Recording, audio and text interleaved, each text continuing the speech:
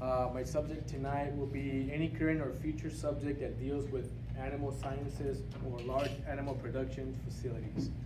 I'm a senior here attending the University of Arizona at the Yuma campus, and I'm here to inform you today about an incident that happened spring of 2018 here in Yuma.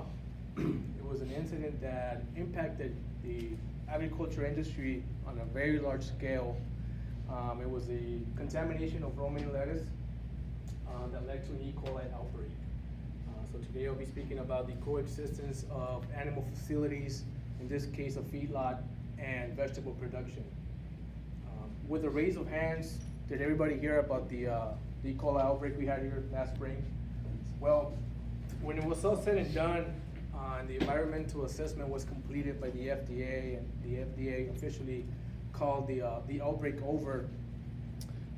Joe Faster, who is an editor for the New Food Economies that focused on public health and food safety, stated that there was 210 people reported sick across 36 states, and 100 people were hospitalized, and 5 people actually died from E. coli 0157. At the end of the environmental assessment, the FDA could not really pinpoint the exact source of the contamination, but they could narrow down 2 possible sources. It was either the irrigation water used to irrigate the crops, or the 100,000 cattle feedlot that's around in the fields.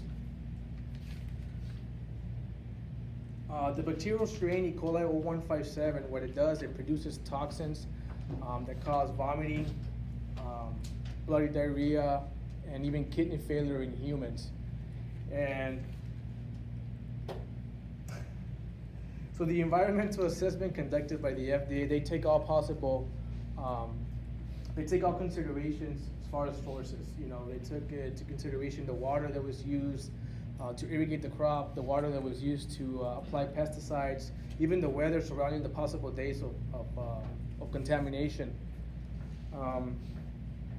The FDA did confirm that they obtained positive results of the bacterial strain from the 3.5-mile long canal that was used to irrigate this fields, 36 fields actually.